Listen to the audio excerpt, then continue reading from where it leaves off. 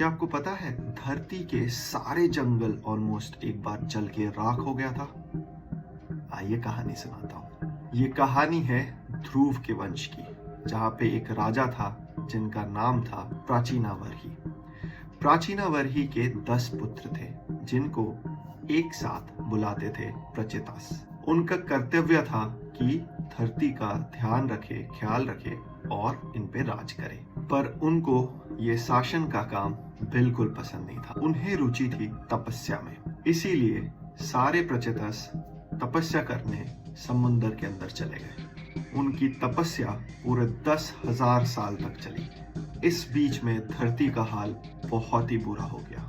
कोई शासक ना होने की वजह से लोग मृत्यु को आलिंगन करने लगे।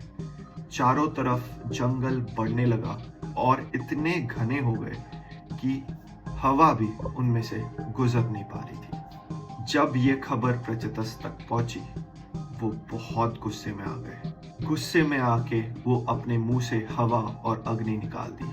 हवा ने पेड़ों को सुखा दिया और अग्नि ने उन्हें जला के राख कर दिया। धीरे धीरे जमीन पर कुछ ही पेड़ बचे रहे। लोग इस घटना से बहुत ही डर गए।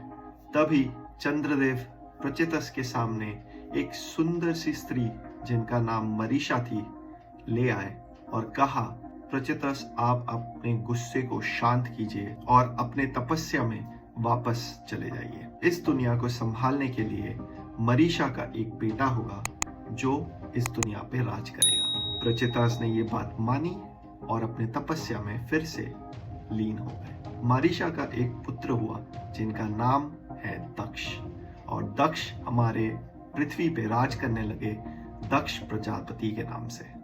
पर दक्ष ब्रह्मा जी के मानस पुत्र नहीं थे। कई मनवंतरा में दक्ष ब्रह्मा जी के मानस पुत्र भी थे और कई में वो प्रचेतास के बेटे भी थे। पर सवाल ये है कि मनवंतरा है क्या? आइए अगले वीडियो में जानते हैं। Follow for more episodes.